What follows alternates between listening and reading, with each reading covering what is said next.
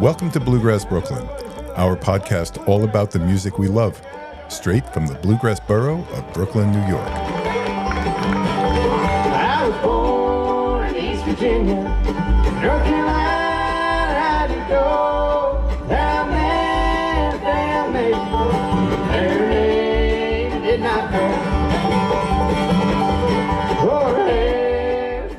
Hello, and welcome to this Monday edition of the Bluegrass Brooklyn podcast. I'm your host, Liz Wolfe, and in these editions, we explore topics that are related to and supporting our favorite music, bluegrass. Enjoy the show.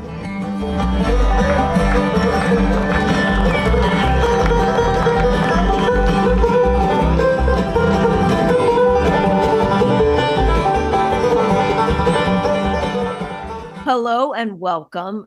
I am so excited about my guest today. Her name is Haley Stiltner, Chief Haley Stiltner. She is a chief musician with the U.S. Navy band Country Current. And I will tell you that one of the first few times that I went to Gray Fox, of course, this is all my memories of great bluegrass is always at Gray Fox, but on Sunday, 2 years in a row, Country Current came and played. And maybe I just couldn't get enough and I didn't want to leave because it was a Sunday performance. And I went down and watched the show. And here's Haley playing the banjo like a fiend, like one of the best banjo playing I've seen live with these really tall, big men. Like you were the only woman, I think, on the stage, right? What I remember specifically was, I think you're smaller of stature and they were taller of stature. And it was very uneven, but yet you were one of the most powerful experiences playing the banjo, just so rock solid and excellent musicianship.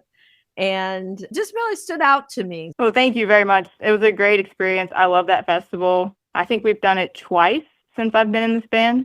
So we're excited to do it again in the future. And so you were the only woman in that band, but are there other women that play in Country Current or the other bluegrass band? Yes. So when we switched to full country, we have a full country ensemble as well as bluegrass. We add a drummer and a steel guitar, and then Joe goes to electric guitar and Danny Stewart goes to electric bass. But we have a female drummer, that's Chief Musician Tina Catalanato, and she is awesome. And we also hired musician first class Sally Ziesing in 2022, and she is one of our lead vocalists and also plays guitar. That's great. The Navy, I presume, is very similar to bluegrass, and then that it's the large majority of it is men. But, you know, you find your place in there. That's correct. We work with a lot of phenomenal musicians, and I don't feel that Navy band is biased in any way towards any gender or anything like that. We hire professional musicians to come in and get the job done, and they're great at that. And I appreciate that very much. I'm so curious. Did Navy come first or did banjo come first? Banjo came first. And I began playing when I was 9 years old. I actually started playing piano first, if you can believe that, when I was 7, but I hated it, so I quit. And my grandpa played banjo for a little while, and we were sitting around one night and he showed me my first roll, and that's how I got started. And throughout high school, I took lessons from a guy named Steve Robertson. We're actually still in contact. He's in Tennessee now, but took lessons from him for a while. And then I just played with every CD I could find and learned from there. Went to every jam session they had. Not too much of that in Southeast Virginia, but there were some great folks that I met along the way. So I'm appreciative of that. And did you go to festivals when you were? I did back in high school. GALAC's Old Time Fiddlers Convention comes to mind. We went to that every year. We pulled the little pop-up camper and went and camped out all week. And that was a great experience for me. I was probably 15 or 16 at the time. It was a lot of fun. And then when did you find out that you could join the Navy and still play the banjo?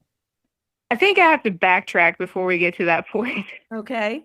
When I graduated, I went to East Tennessee State University for the Bluegrass Old Time and Country Music program. I graduated in 2012 with a master in business. I do not have a music degree at all, but I did have a minor in bluegrass, old time and country music studies. And when I was there, I met Sally and Tencel at the time. Sally and Tencel Sinker. They both married and changed their names at this point. But they had a band called Next Best Thing, and they hired me to be their banjo player. And I loved it. I loved being on the road, playing festivals. And when they disbanded in 2012, I went to work as a data analyst using my business degree for the university. And I still, from the time I was growing up, I always wanted to be a musician. That's what I wanted to do. But then I couldn't find it, and nobody was hiring at the time.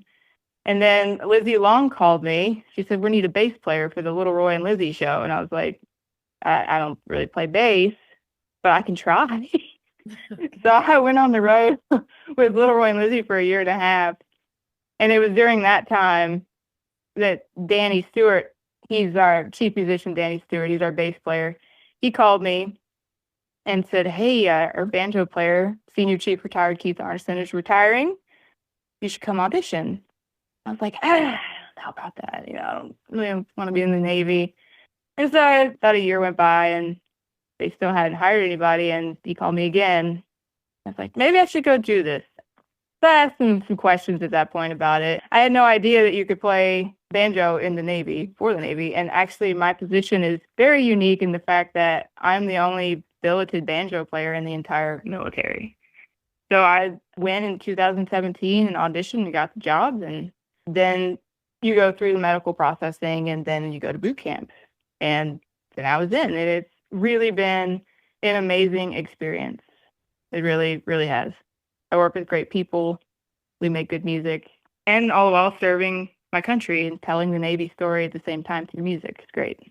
So you said you're the only blank musician in the whole Navy. What was that word? Billeted. So every job in the Navy has what they call a billet or an enlisted classification. And I am the only billeted banjo player in the entire military. Every branch of the military has musicians, but I'm the only one that has the banjo billet, which is really cool. Okay, that is really cool because it's the banjo, right? It is the banjo. And Bill Emerson actually started Country Current in, I think it's 1973, and he formed it from the ground up. And I'm only the third banjo player that they've had since Country Current formed, which is awesome. Yeah, so because I know nothing about the Navy, this is an education for me. Never even know that I don't know if I ever said the word billeted before in my life, but it's fascinating to me that you were a banjo player first and then were living your life, etc., and that you were able to audition to be a musician without having joined the Navy first. That's correct. The Navy has 11 bands with widely varying missions. Ours, the DC band, is primarily presidential support, and we do a lot of funerals at Arlington National Cemetery. That's our ceremonial department. But we also go on national tours, and we just take the Navy where ships can't go. And we communicate through music and just honor veterans and active duty service members along the way. And it's truly an awesome experience. Yeah. That's what we do. And so how would it come to be that you'd be at a festival like Gray Fox? Do you play other festivals as well? Is that more normal activity for you as the band? We do. We do about, I would say, 6 bluegrass festivals a year. And we call them TDY, which is temporary duty assignments. So we book our own flights in-house and arrange all the travel. And we've done the Lake Havasu Festival. That one comes to mind. Darrington, Washington. That one's a big one. See, we went to Lincolnton, Georgia for the Little Roy and Lizzie Festival one year. So yes, that is a regular part of what we do. That's an interesting way for the Navy to be represented at a bluegrass festival. That's one of the things that really stood out to me. It's like, whoa, this is the Navy band. And I'm not sure what my question is, but that's a reflection. Well, I think I understand what you're asking. How often do you see a Navy sailor on a typical day? You personally? On a typical day, no. Only exactly Fleet Week. Here in New York City, they show up Yeah, but other than that, no. So we take the Navy to where ships can't go. And we're representing the 330 million active duty sailors that are out there every day. And what's some interesting interactions you might have had with some, I'll call pedestrians? I'm trying to think of the best example because there's so many good ones. There was a World War II veteran named Mr. Pierce. He was 101 years old. He actually recently passed away. And he used to come to every single, how we do a holiday show every year. He would come from Pennsylvania to DC every single year to watch us and just to show his pride in the Navy. And it was very inspiring. And just stories like that, just from almost every concert we do. Yeah. Just listening to the different backgrounds and stories of people who served. And how about, what would you say would be the most honor that you had? Is there an experience that stands out for you? It would be when Country Current had the honor of playing the Grand Ole Opry in 2022. That was an amazing night. We did 3 songs and we did our veterans tribute just to stand on that stage where that circle is. It was a good moment. Would you say that your family was surprised when you joined the Navy? So I remember the day I called my mom to tell her, I think I'm thinking about joining the Navy. She said, "What?" So it was never a thing. Like it was never in my mind that I would be in the Navy. Growing up, I had no clue. And once I started explaining to her what it is that we do, she was like, okay, I can get through 9 weeks of basic training if this is what you want to do. And it got me closer to home. My parents were 7 hours away and now they're 2.5 hours away. So it's been really nice. And you're based out of Washington, D.C.? Yes, ma'am. We are in Washington, D.C. But there are 11 bands total throughout the United States and abroad. Have you gotten to travel abroad much? Not personally. I know that Country Current has in the past, but me personally, no. Never traveled abroad. You don't want to make a suggestion in the suggestion box that you all go take a trip to, I don't know, Italy or something? Do you want to do that? They actually have a band in Naples, Italy. There's a fleet band station there. But we do have that opportunity, and actually that's the thing right now. We can make suggestions for trips abroad, but I'm not sure if we'll go or not. It just depends on a lot of things. So tell me about your 9 weeks in basic training. What was that like? Oh, man. Well, basically, basic training is they're teaching you how to be a Navy sailor. And they're training you from the ground up to live on a ship. And I was 28 when I went, and I was the oldest. And it was a very humbling experience, I'll say that. It was tough mentally. The hardest part was not being able to communicate with the outside world. You're just writing letters, and you're only getting mail every couple days. Other than that, it wasn't too bad. No texting, no phones. Remind me what year that was? 2017. I had to mail my phone back in a box to my mom. Did you have to cut your hair also? I did not. So you're allowed to bun it when you're in boot camp. So I'm curious, are there any life lessons that you've learned as a result of being in the Navy, or anything that you think has changed you? I think so. I do. And a good friend of mine said to me the other day, even when service is hard, it's still service.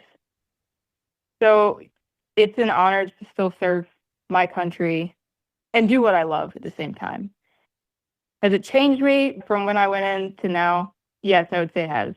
I'm a lot more organized, especially in the way that I fold clothes. We did a lot of folding of clothes in boot camp. But yes, it does change you in a positive way. And do you think that your banjo playing has gotten better? 100%, because I am surrounded by musicians who are better than me. And that is what makes you better. And it is amazing to be around that caliber of musicians and be able to bounce ideas off each other in a rehearsal room. Hey, this worked. That didn't really work, but we could do this instead. And the band is full of just brilliant ideas when it comes to making music, and I love being a part of that. Are you writing your own songs? I do not write. We do have some writers in the band. Musician first class, Caleb Cox is our other lead singer. He's written some great songs, as well as Sally. She's written some songs as well. And we do those in the Bluegrass band primarily. And do you have any particular musicians in the bluegrass genre that have inspired you? The list is endless. But as far as banjo players go, Earl Scruggs is at the top of that list. Scott Vestal, Sammy Sheeler, Terry Bauckham, J.D. Crowe. I'm going to forget somebody I know. Mm-hmm. That's probably my top 5. But yes, the list goes on and on. And do you only do 3-finger style, or do you also claw hammer? I wish I could claw hammer, Liz. It doesn't work. I can't make my hand move that way. So yes, I only do 3-finger style. I've always been curious about that. I don't play the banjo at all. Anybody that's listened to any of the episodes before this one knows my silly story of trying it for literally 15 minutes and then deciding I wasn't going to do that anymore. But that's okay. I have singing, I have guitar, I have bass, working on all those. So I don't need to play the banjo, nor do I need to own one, according to my husband. But it's fascinating to me how different those two styles are. As a non-banjo player, you kind of feel like, oh, you do one, you should be able to do the other. Claw hammer is hard for me. I can't do it. It's difficult. I tried. I did. It's very difficult. And do you still take lessons? How do you improve your banjo playing at this point? I like to learn primarily by ear. If I'm working on something for the band, just sit down and try to figure it out by ear. I stopped taking lessons in high school. Mm-hmm. So no, I don't take lessons anymore. But I do practice on a regular basis. So do you consider that part of your job, to practice? Absolutely not. Absolutely not. No? I just love it. I just like to play. I guess you would ask what a typical day is like. My main job is the rehearsing or performing. But then we have other duties, and we run everything in-house at Navy Band. My personal responsibilities, I work in admin, I process paperwork, I write orders for our travel. I was the musical director for Bluegrass. I'm on the fitness team. We still have to work out and do everything up to Navy standards. And so, yes, there are many shops at Navy Band, and everybody does their part to make it run. And you're going somewhere to do that. Like you wake up in the morning, you have your coffee or whatever, and then you get in your car and you drive somewhere and do all this. We were stationed at the Navy Yard in downtown Washington, D.C. Mm-hmm. And so that's where we meet. That's where we rehearse. That's where everything is based out of there. That's where we keep our equipment truck. When we go full country, we have all of our sound gear is in that truck. And I do love to drive the truck. I don't mind driving it. But That sounds like fun. I named her Bertha. She's great. But so that's where we go to do all of our stuff. And most of our gigs, I'd say 70% are around the DC area. So we're home every night. It's not like traveling in a bus for hours and hours and hours as I was before. So that's a great part as well. So do you envision staying in the Navy for the rest of your life till retirement? Any reason not to? Not that I can see. No reason not to stay. It's too good to not go for it. So I do plan on staying in. Is there any other, like, what should I be asking you about your experience in the, like, I feel like I know nothing. Usually before I do these podcasts, of course, I do research on the, and I've watched some videos on you and Right. that stuff. And I almost didn't want to have to do the research because I just thought I really just wanted to hear you tell your story. But I don't even know what I don't know that I should be finding out from you about your experience as a Navy banjo player. Well, maybe how do you get a job playing with the Navy? And maybe people aren't even aware that we have musicians in the Navy. And let me tell you, it is a great job to have. Your full benefits, salary's great. We do post our vacancies online, and they're located at Navy Band band.navy.mil. So if anybody out there, musician, looking for a great job in the military, Navy band. And what we do when we post these auditions is the candidate submits a recording, and then you get invited to some audition. And then after you've been hired, that's when they start the military processing. So you go to MEPS, which is the military entrance processing station. They do all your medical stuff there. And then they give you a ship date, which is the day that you ship off to boot camp, which is in Great Lakes, Illinois. So it's interesting. This is the way that I had it in my head. Like, you'd be in the Navy, you'd want to go to the Navy, and then you would say, I happen to play the banjo.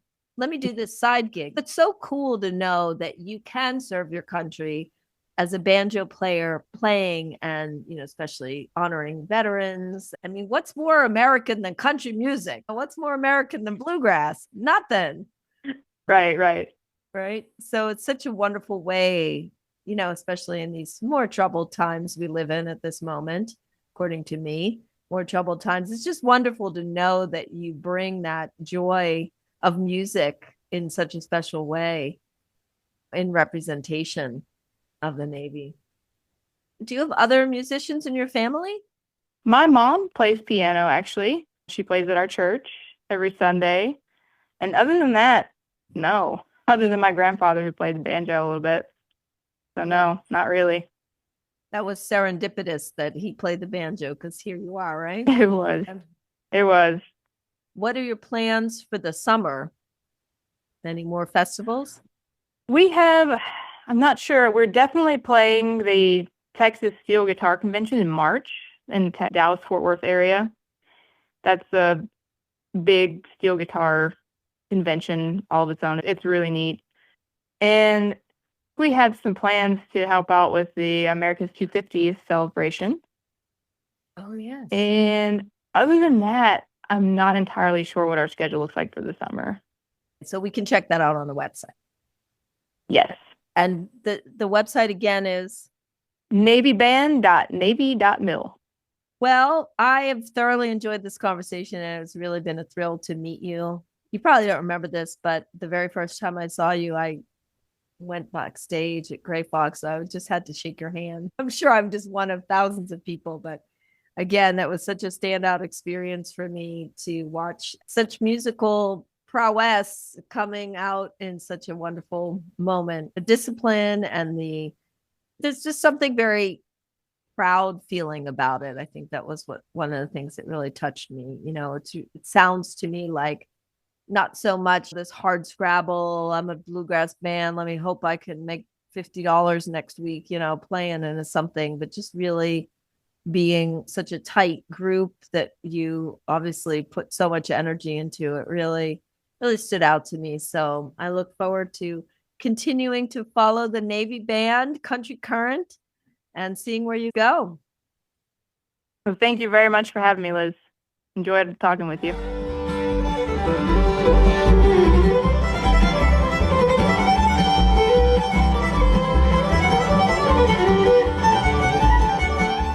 Thank you so much for listening. Again, my name is Liz Wolfe. Please subscribe to our podcast and follow us on our social media so you never miss an episode. You can find us online at bluegrassbrooklyn.com. Brooklyn is spelled BKLYN. See you around the jam circle. East Virginia, North Carolina ain't my home. I'll go back to East Virginia, leaving no